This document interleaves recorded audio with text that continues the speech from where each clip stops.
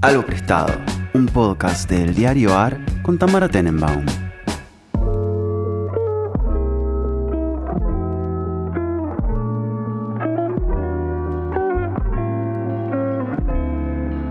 Buenos días, buenas tardes, buenas noches, cuando sea que estén escuchando este podcast. Nosotros estamos en dos lugares distintos, en usos horarios casi idénticos, con mi amigo personal Pablo Priluca. ¿Cómo estás, Pablo Priluca? Muy bien, ¿cómo estás vos, Tamara Tenenbaum? Bien. ¿Qué te puedo contar? Recién llegada de... Recién llego de tocar en Rosario, fui con mi amiga Sofía Vítola. ¿Cómo le fue? Re bien, tocamos en una librería muy linda que se llama Oliva, que tiene techos altos y libros por todos lados, como medio Tiny Desk. Me di cuenta de que nosotras tocamos siempre en librerías, pero es la primera vez que tocamos en una que te da el feeling de Tiny Desk, porque les aviso a varias librerías para que lo piensen esto. Es que una cosa que pasa en la mayoría de las librerías es que la parte donde está como el auditorio, como el lugar donde pueden hacer un evento, Sí. no tiene libros. No tiene pared de libros atrás. Como en general, Entiendo. esas partes suelen no tener la pared de libros. Por ahí tiene una mesa, por ahí tienen... Yo acá, como podés ver en el fondo, estoy full Tiny Desk. Veo. Entonces, eso está bueno tener, como que detrás de los speakers haya libros. Me di cuenta que queda canchero. Queda piola. Así que, bueno, eso hicimos. ¿Y qué más? Bueno, la Argentina, lo de siempre. ¿Viste la foto de Isabelita con Villarruel? La vi, la comentamos. La comentamos. Increíble. O sea, increíble, pero sobre todo porque... ¿Vos tenés registro de cuándo fue la última vez que Isabelita recibió un político argentino? No, nunca, creo que nunca. ¿Nunca? O sea, entrevistas no dio y fotos de ella hay muy pocas. O sea, por ahí Eso, me parece como... Es un evento raro realmente. Sí. ¿No? Yo igual estoy en un modo, entrando como en un modo, nunca trotskista, porque eso no seré jamás, pero como radicalizado, en el cual quiero, le estoy empezando a decir el mal a mucha gente. Ya como que mi capacidad de análisis se está acortando y solo me queda el rencor. Yo no quería valorar el evento ni en bueno ni en malo, sino valorarlo en estadísticamente raro. Sí, no, es rarísimo y habla de que Villarreal es una bicha para hacer política. Sí, es muy loco lo que... Lo que me sorprende es como... Yo como que no logré entrar a ese submundo, creo que es de Twitter, pseudo peronista, de gente que como que reivindica a Villarreal por derecha. No sé, yo te confieso que yo también veo que eso existe en Twitter. No entiendo si es de verdad. La palabra Moreno la muteé de Twitter, entonces hay cosas que me pierdo porque no tengo más ganas de gente hablando de ese personaje nefasto y ridículo. Yo sigo morenistas, sigo algunos. Nunca vi la reivindicación explícita de Villarruel. Entonces no puedo... no me atrevo a afirmar si existen los morenistas reivindicadores de Villarruel o son un hombre de paja, ¿entendés? No estoy tan segura. No quiero ser mala. Ojalá sean un hombre de paja. No, sí me da un poco de gracia como la aparición de este fenómeno de una especie de nuevo pseudo derecha, pero como viniendo, pseudo derecha peronista, pero viniendo de un lugar medio clase mediero progre, o sea, no de gente que el regreso de la Tacuara. Pero de una Tacuara, qué sé yo, Tacuara, el formador ideológico de Tacuara era el creador de los Boy Scouts en Argentina, el padre Mendivil. O sea, era un sector genuinamente de derecha peronista.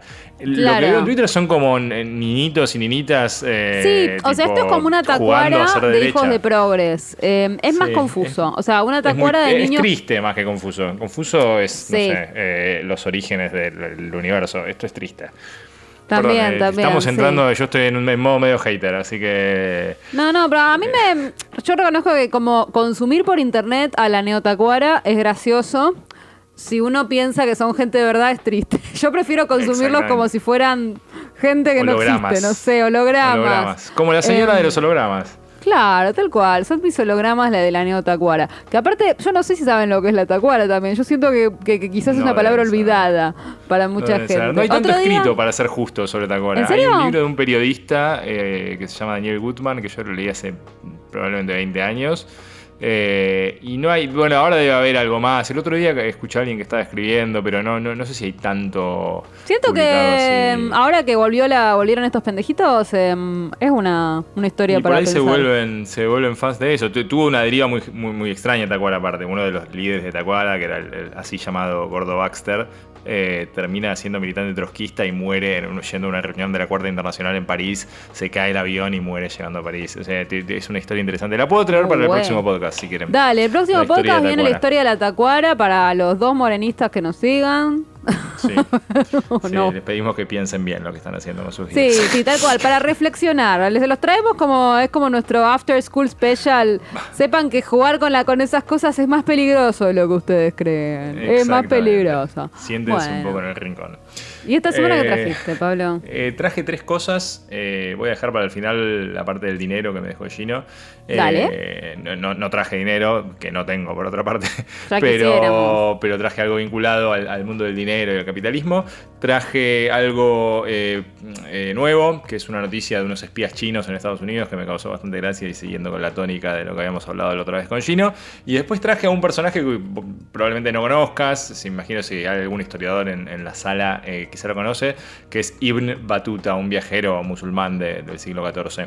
En fin, bueno, lo primero que traje es algo vinculado a unos espías. El otro día leí una nota que me pasó Macabra, que trabaja en el New York Times, constantemente me pasa notas, algunas interesantes, otras bizarras sobre todo. Esta es una nota que me pareció muy interesante porque es un personaje, una mujer que se llamaba Linda Sun, que es una ex asistente de la gobernadora de Nueva York, Kathy Hochul, y que antes había trabajado para Cuomo, el gobernador previo del estado de Nueva York. Que fue la arrestaron y está acusada de ser un agente del gobierno chino.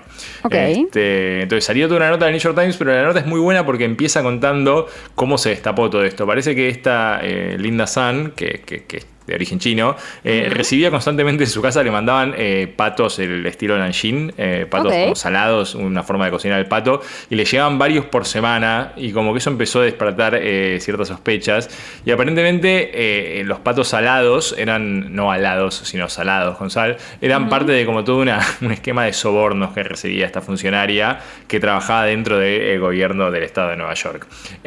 Como te decía, trabajó primero para Cuomo y después fue bastante cercana, digamos, una asistente bastante cercana a Kathy Hochul, que es la que vino después. Básicamente, ¿qué es lo que hacía esta mujer? Lo que hacía era, por un lado, digamos, darle beneficios de distinto tipo al trato con representantes de China y el Partido Comunista Chino, bloqueando cualquier tipo de interacción entre los funcionarios del Estado de Nueva York y representantes de Taiwán. O sea, para los que no saben, Taiwán es donde se fueron los emigrados chinos que habían hecho la revolución de 1911, cuando llega Mao al poder en China, y un grupo de dirigentes encabezados por, de que pertenece al Kuomintang, que se van a lo que hoy es Taiwán y fundan la República Democrática de China. Entonces, bueno, hay un conflicto fuerte entre la isla y la China continental. Entonces lo que hacía esta mujer era como bloquear el acceso de representantes de Taiwán a los funcionarios del estado de Nueva York. Y por otro lado lo que hacía era como eliminaba cualquier tipo de mención. No sé si sabes lo que es la represión de los uigures en China. Es una minoría musulmana. Aprendí sobre esto en Londres hace poco porque fui a un restaurante de comida uigur. ¿Podés creerlo? Ah, mira, bueno. Qué mujer viajada, ¿eh? Muy viajada. Bueno, y lo que hacían era como lo que hacía ella era como eliminar cualquier tipo de referencia a los campos de concentración en los que están los uigures en China. Entonces, aparentemente esto duró como un montón de tiempo. O sea, recién en marzo del año pasado empezó a desmoronarse como toda la fachada, porque bueno, la administración de Hochul la denunció ante el FBI, y aparentemente como que había toda una compleja trama de sobornos. O sea, no era solamente los patos, recibía beneficios financieros, entradas a eventos, como cosas bizarras también. Tenía beneficios para promover negocios chinos en Nueva York, y su esposo, por ejemplo, también estaba implicado en maniobras de lavado de dinero. Y como que aparte de los patos, se levantaron un poco la perdiz porque tenían propiedades de lujo, tenían una casa de 3,6 millones de dólares en Long Island, tenían un condominio en Honolulu, en Hawái, o sea, como que se dedicaron a gastar un poco el dinero que les entraba. Claro. Es interesante porque, por dos cosas, digamos. Por un lado, por lo simbólico que es que haya espías tan digamos, tan claros, o sea, con este tipo de historias en Estados Unidos, dado el conflicto que existe entre Estados Unidos y China en este momento. Pero aparte, es interesante lo cerca que estuvo del poder político del estado de Nueva York, que es un estado muy importante en Estados Unidos. Sí, esta persona, o sea, obvio. logró infiltrarse un montón y fue muy eficaz, digamos, para bloquear lo que quería bloquear. No es un hecho aislado, aparte, hace unos meses 3 hombres fueron condenados porque acosaban a una familia en New Jersey en nombre del gobierno chino. O sea, como el gobierno chino tiene gente diseminada por Estados Unidos que busca a disidentes del gobierno chino para hacerles bullying, digamos, o para No me hacerles saber que sorprende están tanto, la siendo... verdad. No, pero bueno, es interesante que pase en New Jersey, en Nueva York. Es Sí. una operación que se llamaba Fox Hunt, que es un esfuerzo del Partido Comunista Chino para perseguir disidentes. Hace poco descubrieron también en Manhattan una especie de comisaría encubierta. ¡Un montón! También que se usaba para intimidar y controlar disidentes chinos en Estados Unidos. Arrestaron a 2 tipos. Muchísimo. Como bastante nivel de imbricación o infiltración de este tipo Espionaje, básicamente. de espionaje. Sí. No tanto como los que trajo Gino, que los pseudo argentinos que en realidad eran rusos y volvieron a Rusia, pero interesante. bastante. Bueno, a estos los agarraron, no pudieron volver a China. Y digamos, por ahora ambos dos, tanto Sam como su esposo, lo están liberados bajo fianza, pero se viene con un juicio bastante largo. Pasa que es complicado porque tanto Hochul como Cuomo, las dos administraciones del Estado, están intentando decir que en realidad ella no tenía un rol tan importante y que no era tan central para la política del Estado y que no estaba tan cerca, porque obviamente los hace quedar muy mal. Claro, para no aceptar que estuvieron todo este lío sin conocerlo. Que, como diría Diego Armando Maradona, se les escapó la tortuga. Vos decís que... O sea, tengo una pregunta. Si yo no soy una persona conspirativa en lo más mínimo, pero ¿se te puede escapar la tortuga con esto? ¿O alguien tiene que haber sabido algo? Bueno, no, me está haciendo una pregunta que yo obviamente no puedo contestar. Dudo que los gobernadores del estado de Nueva York estuvieran involucrados en una conspiración con el Partido Comunista Chino. Si esto es así, Sí, suena raro. bueno, es un montón. Pero Suena un alguien poco los tiene que raro. haber Suena dejado más entrar con unos a pasaportes displicencia. raros. Sí, suena más a displicencia burocrática, digamos, Claro. que a otra cosa. Pero bueno, Claro. nunca se sabe, ¿no? Y para dejar la semilla de la intriga, vamos a decir que quizás sí. ¿Por qué no? Pero bueno, como que me pareció interesante traer el caso porque como que hay esta especie de paradoja entre lo ridículo del caso con esto de los patos al estilo Beijing y como lo serio del caso de espionaje. ¿Cómo buscamos la historia? Savory La Ducks. historia, si buscan, es que te busco después el link y ponemos el título de la nota si querés o el link a la nota en la descripción del episodio, si te parece. Dale. Bien. Porque, bueno, si no pueden buscar Linda Sun, New York Times y probablemente salga. Linda Sun, perfecto. Sí. Lindo sol. Así que bueno, eso fue lo nuevo. Traje algo viejo que es muy viejo. A ver, ¿qué tan viejo? Vamos a hablar de los viajes de un personaje que se llama Ibn Battuta. Todos conocemos por ahí la historia de Marco Polo. Sí, eso sí. Un viajero que llegó a China a través de la ruta de la seda y Que demás. trajo Pero la pasta. Eso dicen. Eso Pero poco sabemos de este personaje que nació en el año 1304 en Tánger, en lo que hoy es ¿Cómo Marruecos. se llama este señor de vuelta? Ibn Battuta, como tener Ibn la batuta, Battuta. pero con doble T al principio. Ibn como Ibn Ezra y Batuta como Batuta. Perfecto. Como batuta, pero con doble T al principio. Tenía la batuta el señor. Batuta, bueno, obviamente ya, digamos, la zona actual de Marruecos ya era una zona de influencia musulmana. Él era musulmán y como buen musulmán, cuando tenía 21 años decide cumplir el Hajj, no sé exactamente cómo se pronuncia, que es la peregrinación a la Meca, que es como el deber que tiene todo musulmán en algún momento de su vida. Y decide emprender como su primer viaje, que se convierte en algo que es solamente el comienzo de una serie de viajes increíbles que quedan registrados en un libro que él escribe después. Ahora les voy a describir un poco, pero para que se den una idea, llega casi hasta Shanghái, pasa por Constantinopla, viaja al este y al oeste de África, atraviesa el Golfo Pérsico. Bueno, una vida bastante interesante y aparte es una fuente histórica, después te voy a explicar por qué, que está siendo muy usada por historiadores y que ha sido muy usada por historiadores. porque aparte fue dejando descripciones de todos los lugares a los que iba.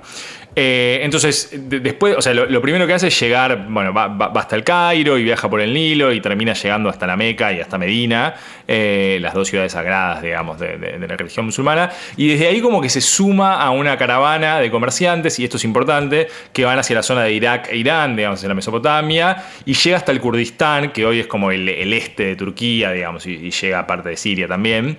De ahí va a volver hasta la Meca. Yo les doy una descripción general, pero después si pueden busquen en internet tipo el mapita, mira, yo te lo puedo compartir ahora. Ahí está, ahí tenés el mapa de los viajes de este señor.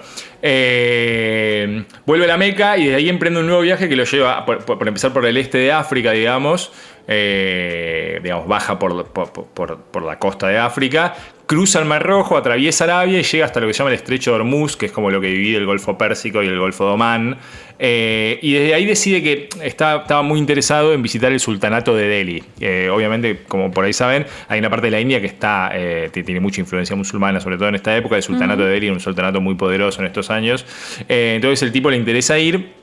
La historia se vuelve menos clara, no se sabe exactamente cómo llega, pero se supone que va hasta la meseta de Anatolia, digamos, vuelve para atrás, porque va a buscar guías y traductores, y digamos, empieza como una especie de periplo que lo lleva primero hasta Crimea, hasta las zonas de las tierras de la Horda de Oro, que era un estado mongol, en la zona ya más cercana a Rusia y Ucrania. Ahí estoy mirando el mapa que me mandaste. Exactamente. Después se lo compartimos a los usuarios en Twitter. Este Khan mongol estaba casado con alguien que provenía de Constantinopla, o sea, que venía del Imperio Bizantino o del Imperio Romano de Oriente, digamos, ¿no? Siempre está esa cosa de que cuando cae, se supone que Roma cae en el 476 y que después sigue como el Imperio Bizantino, pero en realidad los bizantinos se consideraban romanos también, así que ellos no consideraban que había caído en Roma. Claro. Bueno, llega hasta la meseta de Anatolia, ahí deja muchos registros de la supuesta hospitalidad de los turcos, a quien conocen esos viajes, y cómo los viajeros musulmanes recibían comida, hospedaje, etcétera. Desde ahí llega hasta Constantinopla, hasta la capital del imperio, conoce al emperador Andrónico III, puede visitar o ve desde afuera la Santa Sofía, la famosa iglesia que hay en Constantinopla, que ahora es una mezquita compartida por bueno, ¿cómo estoy con los nombres hoy? El presidente de Turquía se llama, madre mía, Erdogan. Entonces llega a ver la Santa Sofía. Y visita entonces Constantinopla en un contexto particular porque, bueno, obviamente el mundo cristiano y el mundo musulmán no es que se llevaban súper bien en ese momento. Él, como viaja con la esposa de Khan, que era una princesa bizantina, puede entrar, pero no es una visión interesante la que deja desde un musulmán digamos, uno de los centros más importantes del mundo cristiano en esos años. Y luego de conocer al emperador vuelve hacia el este, o sea, llega hasta Samarcand, que es en Uzbekistán, baja hasta Afganistán y finalmente desde ahí enfila para la India. Viaja a la India en el año 1333 y bueno, nada, es muy interesante por los registros que deja, conoce al sultán de Delhi efectivamente, y pasa varios años en la corte del sultán donde se desempeña como juez, hasta que en un momento, fruto de las intrigas palaciegas, medio que cae en desgracia y se tiene que ir de la corte, se escapa hacia las Islas Maldivas, que están un poco más abajo, ahí lo puedes ver en el mapa, es un archipiélago en el Océano Índico, eso ya casi 10 años después.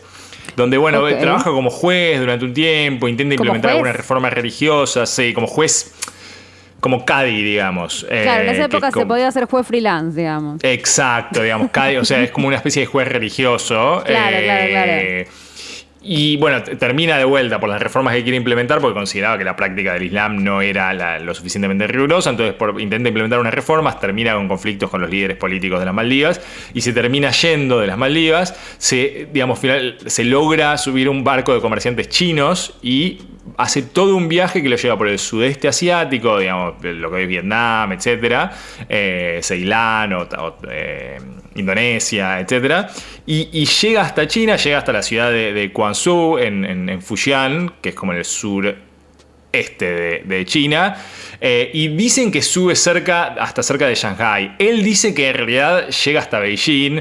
Los que han analizado sus registros de viaje dicen que eso no debe haber sido cierto, que en realidad lo debe haber copiado de algún otro viajero, es poco probable que haya llegado hasta allá, pero de cualquier modo llega hasta China. Más adelante va a otros lugares, digamos, ¿no? Llega a visitar la península ibérica, o sea, llega a visitar Granada, que todavía hasta ese momento no había caído. Ha caído en el sentido de que no lo habían recuperado los reyes de España, digamos. Esto es como una especie de viaje veloz por la vida de este muchacho. Pero y finalmente lo que me interesaba destacar es que visita Mali, el reino de Mali, a mediados ya del siglo XIV, en 1352. Viaja hasta la corte del rey Mansa Suleimán y describe con mucha admiración toda la riqueza en la región. El reino de Mali es un reino medieval del este de África muy importante. Justo ahora estoy compartiendo oficina con Lamin, un colega, un historiador senegalés que estudia la Edad Media de África, o sea, el África precolonial, y el otro día estábamos hablando de estos temas. Y deja un montón de registros el reino o el imperio de Mali. Viaja a Tombuctú, por ejemplo, que era uno de los lugares importantes dentro del imperio. Bueno, después finalmente va a volver hasta Marruecos. Se supone que muere en Marruecos, no se sabe exactamente cuándo.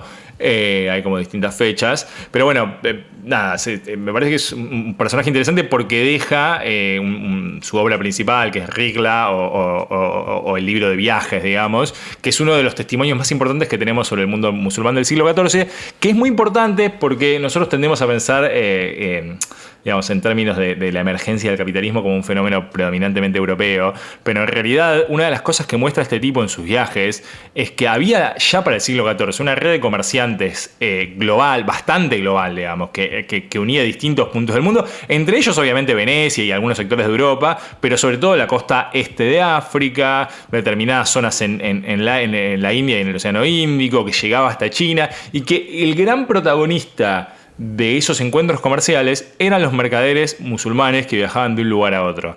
Entonces había una serie de redes comerciales ya en el siglo XIV que en un contexto en el cual Europa era una región relativamente marginal, digamos, dentro de ese mundo comercial, y que nos hablan de una emergencia del capitalismo o al menos de islas de capitalismo previa a la Revolución Industrial, a Inglaterra y a la historia que ya conocemos nosotros sobre los supuestos orígenes del capitalismo. Entonces es una fuente muy interesante. Los viajes se pueden conseguir, hay distintas versiones, hay algunas abreviadas, vale la pena leerlo, y me parecía que era una historia interesante para traer al podcast. Me alegra profundamente. Voy a tratar de entender mejor el mapa que me has mandado, porque me doy cuenta de que cuando me lo explicás, me pasa que me pierdo porque no sé los nombres de nada. No solamente soy ignorante de historia, sino profundamente también de geografía. Es un tema, o sea, nosotros tenemos, es gracioso porque nosotros sabemos datos ridículos sobre países europeos y no tenemos la menor idea acerca de, no sé, dónde queda Samarkand, que es tipo uno de los centros comerciales más importantes. No, es ajeno. Sí, es muy interesante. Incluso, porque qué sé yo, si viviésemos en la década del 60, ponerle que, pero digo, hoy que China es una de las dos potencias económicas más importantes del mundo. Es más importante saber sobre China que sobre Francia hoy. Y uno sabe sobre Francia y no sobre China, es absurdo. Exactamente. Así que bueno, así las cosas país. Pero bueno, vamos a... Y lo último que traje, Gino me dejó dinero, no traje dinero porque no tengo, como te decía antes, pero traje este libro que te estoy mostrando en este momento. Capitalism, dice el libro. Capitalism. El subtítulo es Market Radicals and the Dream of a World Without Democracy. Radicalismo de mercado, no lo estoy traduciendo bien, y el sueño de un mundo sin democracia. Es el último libro que sacó Queen Slobodian. Para quienes no lo conocen, es un historiador canadiense que da clases en Estados Unidos, en Boston University, que escribió otro libro en 2018 que tuvo bastante éxito y circuló muchísimo. De hecho, está traducido al castellano, que es Globalists. Al castellano lo tradujeron como Globalistas, si no me equivoco. Crack Capitalism creo que también ya está traducido al castellano, a pesar de que es un libro del año pasado.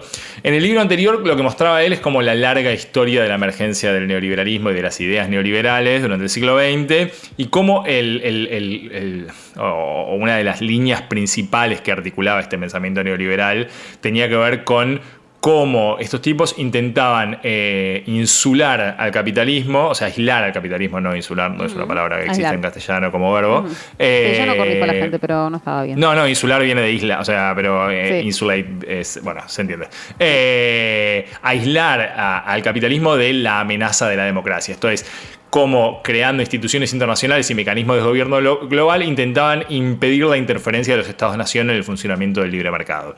Entonces, Lo que hace este libro, Crack Up Capitalism, o Capitalismo de la Fragmentación, no sé bien cómo se tradujo, es en concentrarse en algunos casos donde mira ya en los últimos 20 años probablemente, mayormente, casos en los cuales estos tipos están pensando en cómo aislar el funcionamiento del mercado de las regulaciones, ya sea de derechos laborales, de controles de capitales, de controles comerciales, digamos, del poder democrático, digamos, de la democracia, básicamente, al poder económico. Entonces, por ejemplo, el primer capítulo se llama 2-3, mucho como medio jugando, la verdad que no sé si lo hace con eso, pero suena como lo de Che Guevara con Vietnam, crear 2-3 Vietnam. Sí, ¿no? Se llama crear 2-3 Hong Kongs.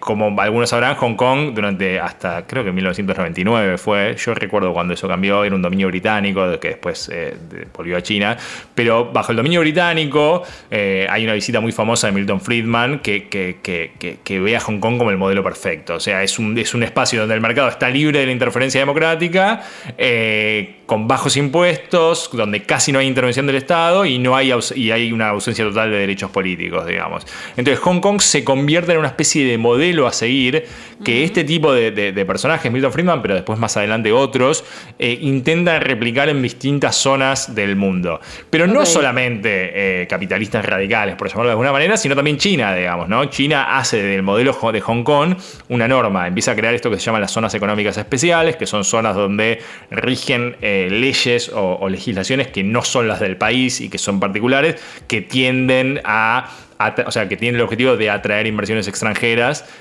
para la producción de manufacturas, fundamentalmente. Eso en China tuvo bastante éxito, pero ese modelo después se fue expandiendo a otros lugares, ¿no? Entonces el tipo analiza, no sé, el caso de Singapur, que es como una especie de ciudad-estado totalitaria, que es como el sueño húmedo de muchos liberales en Argentina, que no entienden, o sea, no, bueno, que justamente sí entienden, o sea, y en realidad Milei es un ejemplo también de estos casos que analizas, lo odian. Nada, Hong Kong es un país donde digamos, los papeles democráticos no están muy en orden, para decirlo de alguna manera, pero donde efectivamente el crecimiento económico es notable y el funcionamiento del capitalismo es muy voraz, digamos, ¿no? Claro que, por ejemplo, el tipo explica cómo hay como campamentos de migrantes que son como subciudadanos, que nunca van a tener la ciudadanía de Singapur, y que sin embargo son los que producen un montón de las cosas que se producen en Singapur, digamos, ¿no? Hay como regímenes de doble ciudadanía, donde están los ciudadanos plenos y ciudadanos que son casi te diría trabajadores esclavos. Entonces analiza el caso de Singapur, analiza por ejemplo el caso de estos tipos que empiezan a flashear como con la Edad Media y empiezan a crear estas, por ejemplo, no sé, las Pensic Wars, que son como estas guerras medievales falsas que hacen en Estados Unidos, que se juntan y imaginan cómo sería un mundo, porque empiezan a ver en el mundo de los señores feudales formas de pensar en el funcionamiento de ordenar, digamos, de insular de vuelta, de aislar el mercado de regulaciones democráticas. Entonces empiezan a pensar en términos de los viejos señoríos feudales como formas de organizar geopolíticamente. Sí, eso lo he visto también en internet. Exacto, o gente que por ejemplo empieza a predicar digamos, la secesión de regiones o de estados de otros países. Es como una idea medio postestatal. Exacto. Bueno, el último capítulo directamente es sobre el multiverso, allí no le puede interesar. Tiene uno sobre Dubái, por ejemplo, y cómo Dubái se fue creando o sea, que esto que parece una ciudad, en realidad son como distintas capas de legislaciones en distintas áreas de la ciudad que tienen como distintas funciones para atraer capitales o para permitir la construcción de determinadas cosas, el rol de vuelta de trabajo semiesclavo en ese tipo de lugares. Nada, es un libro que me parece que es interesante porque es parte de una literatura más amplia, que tiene que ver, por ejemplo, con el estudio de los paraísos fiscales, algo que un chico que se llama Gabriel Zuckman hizo, que es alguien que trabajó con Piketty un tiempo largo. Es un tipo joven que escribió un libro importante sobre los paraísos fiscales. El otro día, hace un tiempo, había salido... ¿Cómo se llama el economista argentino? Álvarez Agis. Hablaba de esto de Galperín y cómo hay empresarios en Argentina que tributan en otro país y, digamos, cuáles son las consecuencias y cómo hacer para limitar eso, porque también ponen a los estados en lugares muy difíciles en los cuales si vos aumentás las regulaciones, la gente se va a buscar paraísos fiscales donde poder tener su residencia. Entonces, la dificultad de poder abordar estos temas desde una perspectiva pura y exclusivamente nacional, digamos, ¿no? Sí, ya es básicamente imposible. Bueno, sí, es más o menos imposible. Hay cosas, por ejemplo, en Por lo términos menos del para un país tan chico como el blanqueo. nuestro, digo, no sé. Sí, igual, por ejemplo, en el mundo ha habido avances en términos de los blanqueos de activos y cada vez es más complicado, digamos, el tema de los paraísos fiscales en algún sentido, digamos, ha habido avances de los últimos 20 años, pero sí es cierto que es muy complicado, sobre todo por eso, porque es una especie de guerra de pobres contra pobres en los cuales si hay un Estado que intenta establecer determinados controles de capitales o determinadas regulaciones para la circulación del capital privado, eso genera que haya un flujo de capitales hacia otro lugar y entonces Claro. crea una competencia bastante nociva para todos. Sobre todo porque, como digo, a veces Irlanda hay uno solo, digamos, ¿no? Tal cual. No, y porque son esos juegos que solamente funcionan porque hay uno solo. Si hubiera 10 dejarían de funcionar. Exactamente. Así que nada, me parece un libro interesante. Yo creo que ya salió en castellano, lo pueden buscar. Este es como más ligero. Globalist es un libro más globalista, es un libro más académico, digamos, más. Esto me interesa. Siento que es aparte un tema divertido para después discutir en internet, ¿no? Después podés entrar mucho a Reddit a ver. Exacto, mucho. Y está bien escrito, es llevadero. La verdad que está. A mí me gustaron más los primeros capítulos, sobre todo, pero en general es un libro que vale la pena leer. Bueno, a mí todo lo que me sirva para ir a Reddit me sirve. Mi lugar favorito de internet, así que lo voy a leer. Cada vez lo uso más, te confieso, para buscar cuando tengo dudas. Reddit es lo mejor que hay. Para hacerte, el otro día lo hablábamos, les mando un saludo a Fede y a Celes, a Fede Tiberti, que vos lo conocéis, a Celes también. Sí. Nos fuimos, estuvimos en Vermont el fin de semana pasado, fuimos a ver el cambio de hojas, bueno, muy lindo todo eso. Y hablábamos de eso, de cómo, por ejemplo, cuando tenés que hacer un trámite tipo, ¿cómo hago para registrar el auto que tenía en este estado, en este otro estado? ¿Qué papeles tengo? Y siempre hay un ñato al que le pasó lo mismo que a vos. Totalmente, Y que hizo un siempre hay alguien tutorial que le en pasó lo mismo a Reddit. vos. Y te lo explica. O sea, hacer trámites sin Reddit es imposible. A mí me no hay pasó con forma. alguna cosa, con un asunto que había que resolver, que tenía que resolver para tener una cuenta de Amazon Prime Video en Argentina, que era que yo había hecho mi cuenta cuando Amazon Prime no existía con un domicilio de Estados Unidos. Y Sí. pues cambias el domicilio y todo, y es muy difícil desloguearte para ir a Argentina. Vos le Ok. cambiaste todos los datos y te sigue diciendo que estás en Argentina. Un rato largo. Hasta que alguien en Reddit te explica cómo cambiarlo. Es una maravilla, es una maravilla. No, La yo verdad de creo la que- milanesa. Es que Reddit es lo único que queda del internet de hace 10 años. Me digo que hay muchas cosas que se han roto. La búsqueda de Google está rota. Twitter está Sí. roto. Muchas cosas están rotas. Y Reddit sigue funcionando igual. Eso entonces es Sí. maravilloso. Sí, nosotros estábamos más rotos también. Claro, pero Reddit, como es una red social que no te vende nada, Sí, sigue sí, es funcionando verdad. de otras maneras. Sí, es verdad. Hermoso. Es verdad. Sí, esto de la comodificación de la internet es. Desde aquí saludamos a los creadores de Reddit. Ya podés sumarte a los podcasts del Diario AR para informarte y entretenerte en todas las plataformas como lo hacemos en nuestra web. Somos un diario nuevo y queremos lo mejor para vos. Nos podés leer en eldiarioar.com o seguirnos en nuestras redes de Facebook, Instagram y Twitter, encontrándonos como el Diario AR. Bueno, yo para terminar voy a traer algo que podría haber sido viejo o prestado, porque es prestado y es viejísimo. A ver. No tan viejo como Ibn Battuta, pero viejo. Resulta que, bueno, a mí toda la vida me gustó mucho la literatura inglesa. Yo leía la literatura inglesa del siglo XIX, la tengo muy leída, y, digamos, y la posterior un poco también. ¿Qué les puedo decir? O sea, yo tengo muy leído a Jane Austen, tengo muy leídas a las hermanas Brontë, tengo muy leída a George Eliot, tengo muy leída a Virginia Woolf. O sea, esas cosas las conozco, podría decir. También, ¿qué más? Bueno, conozco muchas cosas, pero muchas de esas cosas, por un lado, no las conozco porque, digamos, obviamente el recorte que se hace de la literatura inglesa que se suele leer es un recorte específico. Del mismo modo que, viste, las canciones de los 80, que son las que siguen sonando, son algunas. Sí. Y otras canciones de los 80 no Las siguen. que están en Aspen, digamos. Claro, las que están en Aspen las seguimos escuchando y las otras no. Punto. ¿No? En la curaduría. Con la literatura inglesa, de alguna manera hay una curaduría también. Entonces, Canon, ¿no? no, bueno, pero hay cosas que son canon, pero ya no se leen más. Como que son Ok. porque son ilegibles.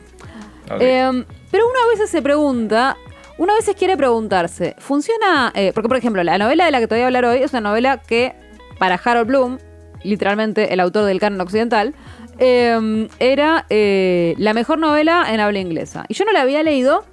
Me pregunté por qué no la había leído, me pregunté por qué no se suele traducir, me pregunté por ¿Por qué si Carol Bloom dice que es la mejor novela de habla inglesa? Estás en la etapa de los porqués. Todavía en la etapa de los porqués. Me pregunté por qué yo no la había leído, por qué nunca había llegado un volumen de ella a mis manos. Hay varias razones. La primera y principal es porque es ilegible. La segunda y principal es porque Pero ¿cómo se llama la novela? Esta novela se llama Clarissa, or The Ok. The History of a Young Lady, Ok. de Samuel Richardson. Yo la quería leer, intentar es la palabra. Es una novela anterior a Jane Austen, es del siglo XVIII. Y yo la quería leer justamente porque se supone, siempre se dice, que Samuel Richardson es uno de los precursores de Jane Austen, ¿no? Como Ok. que Jane Austen es la hija de Shakespeare y Samuel Richardson y el Dr. Johnson y algún otro. Buah, yo dije, vamos a leerlo. No, chicos, no. No lo intenten en sus casas, no lo intenten en el subte, no lo intenten en el avión. No lo intenten. No lo intenten. Es una novela de 1000 páginas, empezamos por ahí. Pero yo dije, bueno, si leo 200 igual ya estoy bien. Leí 150 y ya no estoy bien, me quiero morir. Fue horrible lo que me pasó. Es horrible, chicos, es una novela terrible. Pero ¿qué es lo que la hace tan Me hizo terrible? mucho preguntarme sobre cómo envejece la literatura, porque evidentemente a Harold Bloom, a quien le gustan muchísimas cosas que a mí me encantan, esto le gusta y yo no la puedo leer. Pero o sea, hay una cuestión idiomática del tipo de inglés No, antiguo. el inglés es perfectamente comprensible. Si podés leer a Jane Austen, o sea, perfectamente comprensible. Si podés leer el de Jane Austen y el de Charlotte Brontë, podés leer este inglés. Eso no es un Porque yo problema. intenté leer a Pynchon, por ejemplo, en inglés y me Pynchon fue es absolutamente difícil, es imposible. raro. Esto por ahí es una dificultad parecida, pero no ese es el problema. ¿Cuál es el problema? Bueno, es una novela que cuenta supuestamente la historia de esta chica Clarissa Harlow. Es una novela epistolar. Primero que es toda epistolar. Eso a mí ya un poco me torra. A mí, por ejemplo, me gusta que tanto como, no sé, cuando lees a las Brontë, cuando lees a Jane Austen, hay cartas. Pero no es toda de cartas. No es esa sensación de una carta, otra carta, una carta, Sobre otra las carta. cartas Que a la es mesa. medio aburrido. Honestamente. Para mí está bien un rato. Pero no puede ser aparte no saben la cantidad de personajes que mandan cartas en esta novela. Es terrible. Aparte, 1000 páginas de cartas son un montón de páginas de cartas. Sí, no, pero además hay como 20 autores de cartas. O sea, en Wuthering Heights, o sea, en Cumbres Borrascosas, por ejemplo, que hay cartas y muchas, no tenés esa sensación de ¿quién es tal? ¿Quién carajo era este? Porque además no solo son muchos personajes, sino que todos son narradores. O sea, todos Claro. tienen punto de vista. Es inmirable. Pero encima, toda la historieta igual tiene momentos divertidos. Yo en algún momento lo que empecé a hacer fue a saltear las cartas que me aburrían. Porque además, parte de la gracia de esta novela, que entiendo que debe ser parte de lo que le gusta a Harold Bloom, es la arquitectura de cómo se arma una novela con 10 narradores, contando el mismo evento muchas veces en 5 perspectivas distintas. Por eso también la novela Sí. avanza tan lento, son 1000 páginas. Porque el mismo evento se cuenta de muchas maneras. Yo entiendo que en un sentido histórico eso debía ser novedoso. Súper en ese interesante, momento. sí. Entonces está bien. Bueno, teóricamente entonces cuenta la novela de esta chica Clarissa Harlow, que es una piba que tiene una familia muy complicada, como unos padres que son muy, muy celosos y muy controladores, y medio que la enloquecen con el tema de con quién se va a casar. Y ella obviamente te vas dando cuenta rápido que es como la más codiciada de todas las solteras, y que tiene muchos suitors, y hay uno que le gusta más a ella, otro que les gusta más a los padres. Y después hay como que también entiendo que termina, entiendo que termina porque por supuesto no llegué ni a estar cerca del final. Leí casi 200 páginas y son 1000, así que no llegué a la mitad. Pero como sé lo que más lejos va a llegar con esta novela de la gente que ustedes conocen, igual me siento autorizada a contarles un poco. Pero entiendo que termina como que el flaco medio que la viola, montón. Clarissa se muere, es como muy arriba todo. Muy trágico todo. Parece que la muerte de Clarissa se cuenta en muchas páginas. Y con muchas cartas. Muchas cartas, y además hay como toda una cosa como si Clarissa se volviera medio santa. O sea, porque esto es como toda una novela muy protestante, y toda la gracia de Clarissa es que ella está muy concentrada en guardar su virtud. Creo que también esa es la tercera razón por la cual esta novela es ilegible, que es imposible coparse con una trama así. Me parece que está bueno no ser tan ingenuos con eso. Quizás hay gente que sí. Yo tengo amigas que flashean mucho más con lo religioso y pueden coparse con historias en las que tenés que tomarte en serio el objetivo de alguien de cuidar su propia virtud. A mí me costó un montonazo. Las novelas de Jane Austen en general no se tratan de eso. No, yo te confieso que no soy un gran lector de literatura inglesa del siglo XIX. Me gustaba más leer a los franceses y a los rusos cuando era Claro, chico. no. Yo leo mucho literatura inglesa, pero me divierte más cuando es como, bueno, me gusta a ver si logro que me proponga matrimonio, porque se parece más a la vida, qué sé yo. Por ahí cambiaron un poquito los códigos, pero no tanto. La vida Nisman. Es como a ver si muevo el abanico suficientes veces para que me deje una tarjeta en mi casa. Y eso significa que yo tengo que dejar una tarjeta en la suya. Y así hasta... Es como los me gustas de Instagram, ¿viste? Dejarse tarjetas.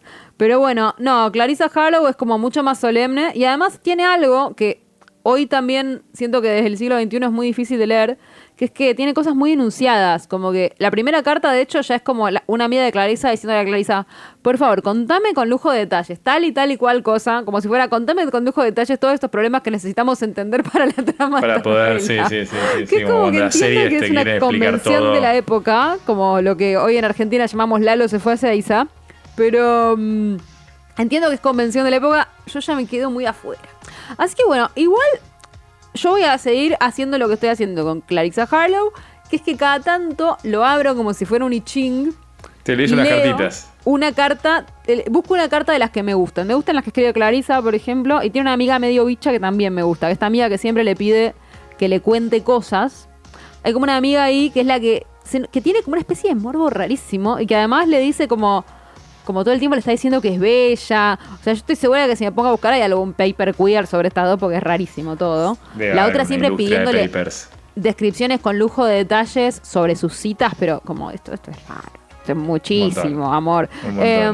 Así que las cartas de esta la amiga que la enamorada de Clarissa y de Clarissa, las voy a seguir leyendo cada tanto y bueno, esa será mi lectura de Clarissa Harlow, que aparentemente es... Me gusta, te una de diría las que lo voy a buscar, pero no, la verdad es que no creo. De curiosidad. Bueno, está bien, es la novela más larga del idioma inglés. Está bueno saber que existe. Es más larga que el Ulises. Es que sí, tiene muy larga. Cada 1000 páginas. 1000 páginas es mucho. Y de hecho dicen que hay una edición que como de todos los volúmenes que aparece la guía telefónica. No tiene sentido. Pero bueno, es la novela más larga, es una novela muy conocida del canon occidental. Y a Harold Bloom le encanta y no saben todas las cosas buenas que él tiene para decir. A mí me pareció elegible, pero bueno. Escribí una carta contra Harold Bloom. Me da mucha pena que se haya muerto por eso. Porque yo querría discutirle el tema, pero no está. Sí. Poder pelearte, y sí. Quiero dar de endorsement a lo que dijiste el otro día de Porno y Helado. Me estoy riendo como hacía tiempo no me reía. Es espectacular la segunda temporada. La primera me había gustado. Sí, pero la segunda la segunda insuperable. Me parece una obra de arte. Nivel Monty Python. Bueno, así que pasa con las comedias. Para mí es muy de las comedias eso. Las comedias encuentran su tono haciéndose. Los actores se van encontrando en los personajes haciéndolos. Todo es como Seinfeld, digo, ninguna de esas comedias la primera temporada es tan brillante como las siguientes. Sí, siempre pasa. Así que queremos más. Todavía no la terminé. Ojalá haya 10. Y la otra cosa, no sé quién viene después de mí. Tengo un tema que es Orígenes. ¿Para quién?